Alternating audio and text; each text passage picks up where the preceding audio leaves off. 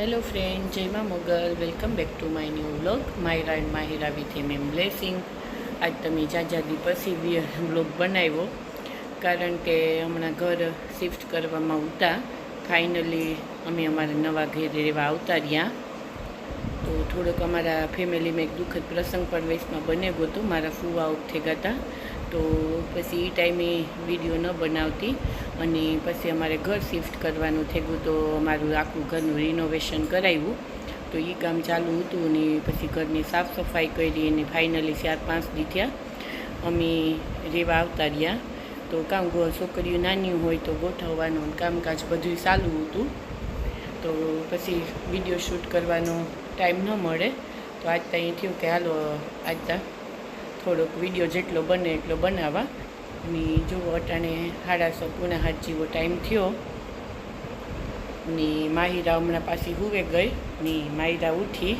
તો માહિરા કામ કરે બતાવવા તમને. રમે માહિરા બેન અમારા. માયરું કાં હોય માખ્યું તો ક્યાંથી પુગેવતી હોય. છોકરા નાના હોય એટલે માખ્યું આવે ને માહિરા બેન જો ગાવદડી નીચે પાથરે દીધી કલરવાળી. એમાં રમે. માયરું અમારી એકલી રેમાં રાખે ને માહિરા હમણાં હુવે ગઈ. તો હાલો તમને માહિરાની બતાવવા.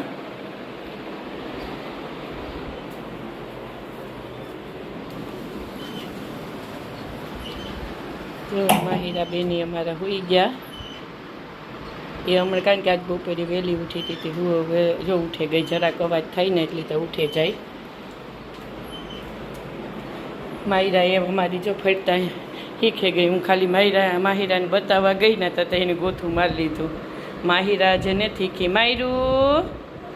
માયરું મમ્મા તો એ ગોથું મારી લે. બેડ ઉપર તો માહિરાની હે ને એકલીની મુકાતી જ નથી, કારણ કે આવી રીતના એ ફર્યા જ રાખીએ. આકોરા ગોથું મારીએ વરે પાછી આકોરા વરે ઊંધી થાય હે.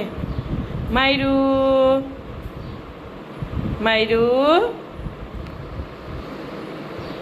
અમારે તો જો હમણાં તડકા બહુ જ પડે અહીંયા તો વધારે જ ન કરી અમારે પડે, પણ હમણાં તો બહુ જ છે. તો 7 વાગ્યા જેવો ટાઈમ થયો ને માહિરાની તો ઉઠી હજી લગભગ તો ઉઠે ગઈ એવું લાગ્યું. હું આવી ત્યાં ને માહિરા જો દૂધ પીએ તો પછી હમણાં માવદી કર્યું બારોબાર નીકળ્યું. આ અમારે હે ને માહિરાની બહુ જ મજા આવે ગઈ, કારણ કે આ અમારે ફરીઓ મોટું છે ને. તો માહિરા અટાણીથી રમી હતી રાતે 9, 9:30, 10 વાગ્યા સુધી. અને પાડોશી પણ બધાય રમાડવા લે જાય. તે બધાય ખુલ્લું મળે ગયું તો વહેલી હાંજી હુવે પણ જાય.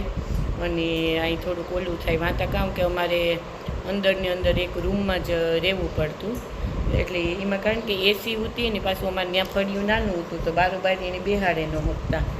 તો અને એસીવાળા રૂમમાં જ વધારે રાખતા હતા. ને આ તો એસીની ત્યાં એવડ્યું 5 મહિનાનું થયું. 6 મહિના મેં આવતા રહ્યા ત્યાં સુધી વધારે એસીમાં જ રાખ્યું. પણ એ બેસીની ટેવ હમણાં મુકાવી દીધી. એ આખો દી એને રમાડવાનું કરવાનું બપોર પછી બારોબાર કાઢવાની. કારણ કે થોડુંક આપણે એને એવી રીતના પણ ટ્રીટ કરવું જોઈએ છોકરાની કે ગમે એ પરિસ્થિતિમાં એડજસ્ટ કરે હગે. કારણ કે આપણે બધી ઠેકાણે જઈએ તો એસી ન હોય. 2-3 દી થોડોક ટાઈમ ઓલું કર્યું હતું બપોરે હુવામાં એસી વગરની, કારણ કે નીચેના હોલમાં એસી ને તો ઉપર અમે 2 રૂમમાં નાખી દીધી. તો નીચે જ રાખીએ એની 2-3 દી કર્યું હુવામાં એસી વગરનું. રાતે તો એસીમાં હુએ પણ દિવસના થોડુંક તો એવું એડજસ્ટ કરી લીધું ને એવું 2 બપોરે આરામથી હુવે જાય. કારણ કે પરિસ્થિતિ સારી રહે ખરાબ રહે એ બસ આપણા હાથમાં ન હોય. એટલે આપણા છોકરાઓને હંમેશા બધી રીતે એની એડજસ્ટમેન્ટ કરેલીએ. ઝૂંપડામાંય કરેલીએ ને બંગલામાંય કરેલીએ. ઝૂંપડામાં રહેતા હોય તો પોતાની જાતની કોઈ દી નીસી ન માને, અને બંગલામાં રહેતા હોય તો કોઈ દી અભિમાન ન આવે. એવી રીતના છોકરાઓને આપણી ટ્રીટ કરવા જોઈએ હંમેશા.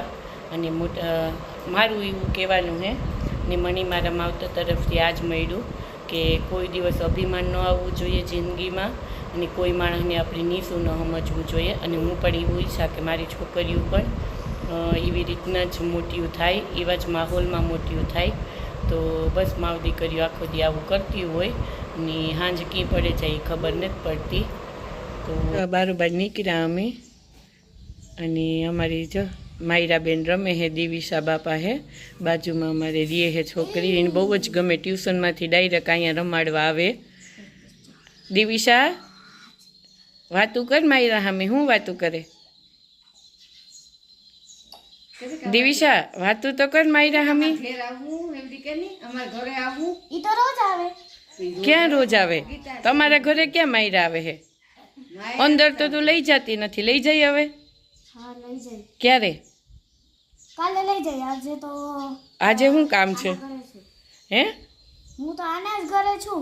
હા, એ તો એના જ ઘરે છો, પણ આજે લઈ જજે ને પછી 8 વાગ્યે. હા લઈ જઈશ. પાકું ને? હા લઈ જઈશ. પછી ઉંદરડા પડશે એટલે એને મોટો માથામાં તેલ નાખી દેજે. હા પાકું? હા.